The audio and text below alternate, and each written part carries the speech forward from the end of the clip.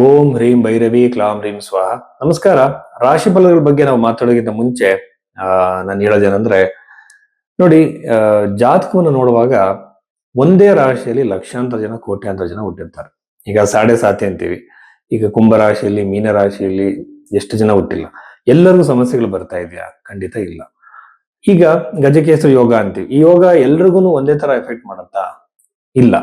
ಆದ್ರೆ ಇದನ್ನ ಕನ್ಫರ್ಮ್ ಮಾಡೋದು ಹೇಗೆ ಅಂದ್ರೆ, ನಿಮ್ಮ ಹಸ್ತರೇಖೆಗಳನ್ನ ಜಾತಕಕ್ಕೆ ಹೊಂದಾಣಿಕೆ ಮಾಡಬೇಕು. ನಿಮ್ಮ ಜಾತಕ ಹಸ್ತರೇಖೆ ಎರಡು ಮ್ಯಾಚ್ ಆಗ್ಬೇಕು. ಜಾತಕದಲ್ಲಿರುವಂತಹ ಯೋಗಗಳು ಹಸ್ತದಲ್ಲೂ ಕಾಣಬೇಕು. ಅಲ್ಲಿ ಗಜಕೇಸರಿ ಯೋಗ ಇದ್ರೆ ಇಲ್ಲೂ ಇರಬೇಕು, ಅಲ್ಲಿ ಕುಜದೋಷ ಇದ್ರೆ ಇಲ್ಲೂ ಇರಬೇಕು. ಒಂದೊಂದ್ಸಲ ನಮ್ಮ ಬರ್ತ್ ಟೈಮ್ ಮಿಸ್ಟೇಕ್ ಇರುತ್ತೆ. ಎರಡರಲ್ಲೂ ಮ್ಯಾಚ್ ಮಾಡಿ ಕೊನೆಗೆ ನಾನು ಅದನ್ನ ಅವರಿಗೆ ಭವಿಷ್ಯವಾಣಿನ ಹೇಳ್ತೀನಿ. ಈ ರೀತಿ ಮಾಡಿದಾಗ ತುಂಬಾ ಅಕ್ಯುರೇಟ್ ಆಗಿ ಪ್ರಿಡಿಕ್ಷನ್ ಗೊತ್ತಾಗುತ್ತೆ. ಸೊ ಜಾತಕದಲ್ಲಿ ಇರುವಂತದ್ದು ಹಸ್ತ ಸಾಮುದ್ರಿಕ, ಇದು ನಾಡಿ ಜ್ಯೋತಿಷ್ಯ ಮತ್ತೆ ಭಾರತೀಯ ಹಸ್ತ ಸಾಮುದ್ರಿಕ ಮಾತ್ರ, ವೆಸ್ಟರ್ನ್ ಪಾಮಿಸ್ಟ್ರಿ ಅಲ್ಲ. ಇದನ್ನ ಮ್ಯಾಚ್ ಮಾಡಿ ನೋಡುವಂಥದ್ದು ಬಹಳ ಎಫೆಕ್ಟಿವ್ ಮೆಥಡ್. ಆ ರೀತಿಯಲ್ಲಿ ನಿಮ್ಮ ಜಾತಕವನ್ನು ನೋಡಿ ಜೀವನದಲ್ಲಿ ನಡೆಯುವ ಹಲವಾರು ಘಟನೆಗಳ ಬಗ್ಗೆ ಹೇಳ್ಬೋದು. ಮದುವೆ ಯಾವಾಗ, ಸಾಲ ಯಾವಾಗ ತೀರುತ್ತೆ, ಫೈನಾನ್ಷಿಯಲ್ ಸ್ಟೆಬಿಲಿಟಿ ಬಗ್ಗೆ, ಸೈಕಲಾಜಿಕಲ್ ಆರೋಗ್ಯದ ಬಗ್ಗೆ ಬಹಳಷ್ಟು ವಿಚಾರಗಳನ್ನ ಹೇಳ್ಬೋದು. ಈ ಬಗೆಯಲ್ಲಿ ನಿಮ್ಮ ಜಾತಕ ನೋಡ್ಬೇಕು ಅಂದಾಗ ನಿಮ್ಮ ಹಸ್ತರೇಖೆ, ನಿಮ್ಮ ಜಾತಕ ಎರಡನ್ನೂ ಕಳಿಸಿ, ನಿಮ್ಮ ಡೇಟ್ ಆಫ್ ಬರ್ತ್ ಮಿಸ್ಟೇಕ್ ಇದ್ರೂ ಸಹ ನಿಮ್ಮ ಜಾತಕವನ್ನ ಬಹಳ ಅಕ್ಯುರೇಟ್ ಆಗಿ ಹೇಳ್ಬೋದು.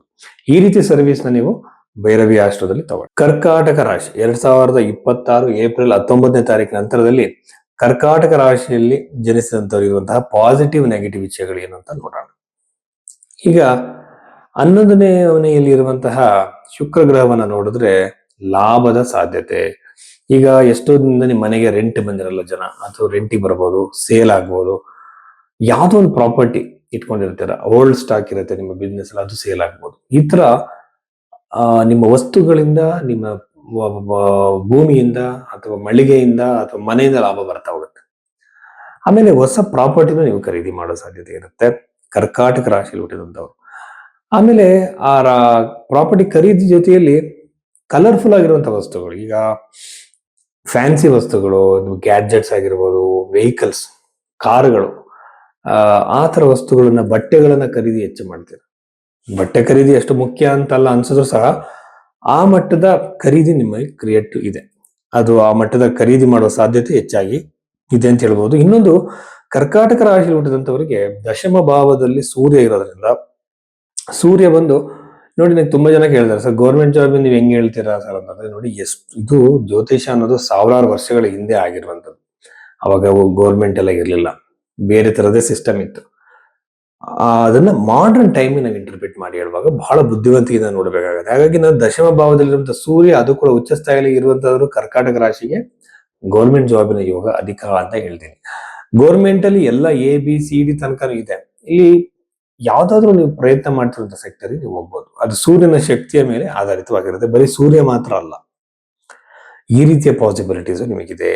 ಆಮೇಲೆ ಜಾಬ್ ಅಲ್ಲಿ ಒಂದು ಸಡನ್ ಸಕ್ಸಸ್, ಪ್ರೋಗ್ರೆಸ್ ನೀವು ಅನ್ಕೊಂಡೇ ಇರಲಿಲ್ಲ, ಆ ತರದ ಒಂದು ಬದಲಾವಣೆ ನಿಮಗೆ ಕರ್ಕಾಟಕ ರಾಶಿಯಲ್ಲಿ ಹುಟ್ಟಿದಂತವ್ರಿಗೆ ಕಾಣುತ್ತೆ. ಆಮೇಲೆ ಕರ್ಕಾಟಕ ರಾಶಿಯಲ್ಲಿ ಅಷ್ಟಮ ಭಾವದಲ್ಲಿ ರಾಹುವಿನಿಂದ ವೈವಾಹಿಕ ಜೀವನದಲ್ಲಿ ಸಮಸ್ಯೆಗಳು, ಕಿರಿಕಿರಿಗಳು, ಮನಸ್ತಾಪಗಳು ಬರ್ಬೋದು. ವಿವಾಹ ಕೂಡ ವಿಳಂಬ ಆಗ್ಬೋದು. ಅಂದ್ರೆ ಒಳ್ಳೆ ಸಂಬಂಧ ಬಂದಿದ್ದು ಸರ್, ಮಿಸ್ ಆಗೋಯ್ತು, ಬಂದು ನೋಡ್ಕೊಂಡು ಹೋದ್ರು, ನಮಗೆ ರೆಸ್ಪಾನ್ಸ್ ಕೊಡ್ತಾ ಇಲ್ಲ ಅಂತಿರಲ್ಲ, ಆ ತರದ ಸಮಸ್ಯೆಗಳನ್ನ ಈ ಕರ್ಕಾಟಕ ರಾಶಿಯಲ್ಲಿ ಹುಟ್ಟಿದವರು ಫೇಸ್ ಮಾಡ್ತಾರೆ. ಅಂದ್ರೆ ಇಷ್ಟಪಟ್ಟಿರ್ತೀರಾ, ಬಟ್ ಆ ಸಂಬಂಧ ಆಗೋದಿಲ್ಲ, ಎಂಗೇಜ್ಮೆಂಟ್ ತನಕ ಒಂದು ಕ್ಯಾನ್ಸಲ್ ಆಗುತ್ತೆ. ಬಟ್ ಎಲ್ಲರೂ ಭಯ ಪಡೋ ಅಗತ್ಯ ಇಲ್ಲ, ನಿಮ್ಮ ಜಾತಕ ಹಸ್ತರೇಖೆಯಲ್ಲಿ ಕನ್ಫರ್ಮ್ ಆಗ್ಬೇಕು. ಸೊ ಹಸ್ತರೇಖೆಯಲ್ಲಿ ಸೆಪರೇಷನ್ ಇಲ್ಲ ಅಂತಂದ್ರೆ ಅದು ಆಗಲ್ಲ. ಅದು ಮೆಟೀರಿಯಲೈಸ್ ಆಗ್ಬೇಕು ಅಂದ್ರೆ ಒಂದು ಎಲ್ಲದರಲ್ಲೂ ಕೂಡ ಅದು ರಿಪೀಟ್ ಆಗಿರ್ಬೇಕು. ಸ್ಟ್ರಾಂಗ್ ಆಗಿರೋ ಕಾಂಬಿನೇಷನ್ ಮಾತ್ರ ರಿಪೀಟ್ ಆಗುತ್ತೆ. ಅಂದ್ರೆ ಹಸ್ತರೇಖೆಯಲ್ಲಿ ಡೈವರ್ಸ್ ಇದೆ ಅಂತ ಫಸ್ಟ್ ನಾವು ನೋಡ್ತೀವಿ.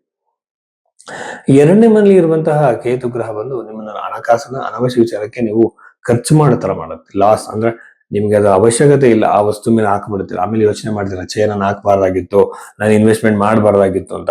ಈ ತರ ಸಮಸ್ಯೆಗಳು ಕರ್ಕಾಟಕ ರಾಶಿಯವರಿಗಿದೆ. ಇಷ್ಟು ವಿಚಾರಗಳು ಕರ್ಕಾಟಕ ರಾಶಿಗೆ